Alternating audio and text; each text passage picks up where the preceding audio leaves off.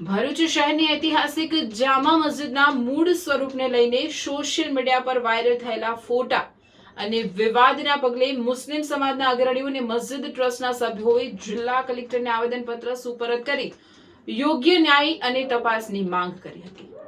Collector કચેરી ખાતે રજૂઆત કરવા પહોંચેલા મુસ્લિમ આગેવાનોએ જણાવ્યું હતું કે આ સ્થળ સદીઓથી જામા મસ્જિદ તરીકે જ અસ્તિત્વ ધરાવે છે.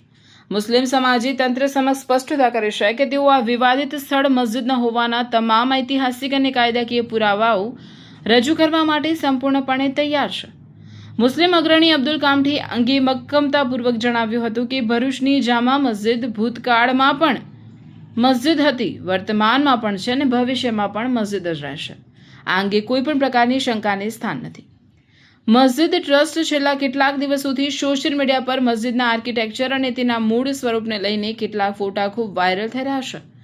આ અંગે મસ્જિદ ટ્રસ્ટે પોતાનું વલણ સ્પષ્ટ કરતા જણાવ્યું છે કે વાયરલ થઈ રહેલા ફોટાઓની હકીકત શું છે અને તે ક્યાંથી આવ્યા તે સઘન તપાસનો વિષય છે. આવેદનપત્રમાં મુસ્લિમ સમાજ દ્વારા માંગ કરવામાં આવી છે કે મસ્જિદ અંગે ભ્રામક ફોટા વાયરલ કરીને શહેરમાં કોમી સૌહાર્દ બગાડવાનો અને અફવા ફેલાવવાનો પ્રયાસ કરાઈ રહ્યો છે. તંત્ર આવા તત્વોને તાકીદે શોધી કાઢે અને તેમની સામે ગુનો દાખલ કરી કડક કાયદાકીય પગલાં ભરે, જેથી ભરૂચ શહેરની શાંતિ ડહોળાય નહીં. ભરૂચની ઐતિહાસિક જામા મસ્જિદના વધતા વિવાદ વચ્ચે તંત્ર હવે કેવા પગલાં ભરે છે તે જોવું રહ્યું. તમામ તંજીમો અહીંયા મોજૂદ છે. મૌલાના અમારા કુરેશી પ્રેસિડેન્ટ સાહેબ બી મોજૂદ છે અને આજે અમે કલેક્ટર સાહેબને એક અપીલને માંગ કરવા આવેલા છે કે અમારો જે જામા મસ્જિદનો દરવાજો અનલીગલી રીતે બંધ કરેલો છે, કોઈ પણ જાતની નોટિસ કે પુરાવા વગર બંધ કરેલો છે, એને તાત્કાલિક ખોલવામાં આવે. જે લોકો ભોંય તળિયામાં ખોટી રીતે ઉતાર્યા અને પુરાતત્વ વિભાગના નિયમોનું ઉલ્લંઘન કરીને વિડીયો ખોટા વાયરલ કરી અને ખોટી હુમર ચલાવ્યું, એની સામે પણ ફોજદારી રાહે કાર્યવાહી કરવામાં આવે. અને જે નાગરાજ બાબા જે છે મહારાષ્ટ્રથી આવી અને ભરૂચ શહેરની શાંતિ દોરવાનો જે પ્રયત્ન કરે છે, આ શહેર શાંતિપ્રિય શહેર છે, ભાઈચારો એકતાનું શહેર છે. એને જે 15 તારીખે 5 થી 6 હજાર લોકો ભેગા કરવાનું જે આહવાન કરેલું છે, એની સામે પણ કાયદેસરની કાર્યવાહી કરવા માટે અમે આજે જુમ્મા મસ્જિદના તમામ ટ્રસ્ટીઓ અને આગેવાનો આવી અને કલેક્ટર સાહેબને માંગ કરી કે આ તમામની એફઆઈઆર દાખલ કરવામાં આવે અને જે કોઈ લોકો શહેરની શાંતિ દોરે એમની સામે કાયદેસરની કાર્યવાહી કરી અને મુસ્લિમ સમાજ ન્યાય અને જસ્ટિસ મળે એના માટે આવેલા છે.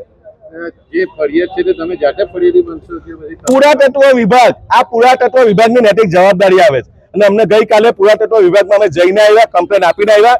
એમને જ અમને કમિટમેન્ટ આપેલું છે કે આ તમામની સામે કાયદેસરની કાર્યવાહી થશે અને ફોજદારી રાહે કાર્યવાહી થશે. અને હું તમામ સમાજના લોકોને પણ અપીલ કરું, આ જામા મસ્જિદ છે, રહેશે ને તા કયામત સુધી અલ્લાહનું ઘર જ રહેશે ને મસ્જિદ રહેશે, એવી મુસ્લિમ સમાજ આજે ખાતરી આપે છે. જિંદગી તો દરેક માણસ જીવે છે, પણ એ જિંદગીને આલિશાન અંદાજમાં જીવવી એ નસીબદારોના જ હાથમાં હોય છે. હવે સમય છે ઓર્ડિનરી છોડીને એક્ઝોટિક જીવનનો, કારણ કે ભરૂચના આંગણે આદ્યા રિયલ્ટી લઈને આવ્યું છે આદ્યા એક્ઝોટિકા.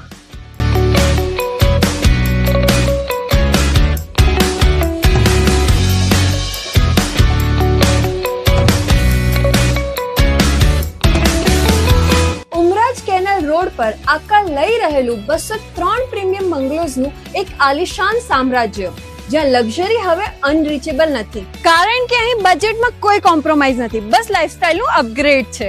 અહીં મળશે તમને એવા 3 BHK હોમ્સ જે તમારા બજેટને પણ સમજશે અને તમારી લાઇફસ્ટાઇલને પણ. એક એવી અફોર્ડેબલ પ્રાઇસ જે આપશે તમને પ્રોપર પ્રીમિયમ ફિલિંગ. એટલું જ નહીં, દરેક બંગલા સાથે મળશે તમને પોતાનો પ્રાઇવેટ ગાર્ડન અને પર્સનલ પાર્કિંગ સ્પેસ. અહીં તમારી લાઇફસ્ટાઇલ બનશે super premium. Swimming pool, advance gym, cafe, box cricket, badminton અને પિકલ બોલ જેવી 25 થી પણ વધુ સુવિધાઓ સાથે આ પ્રાઇવસી અને લક્ઝરીનું એક યુનિક કોમ્બિનેશન છે.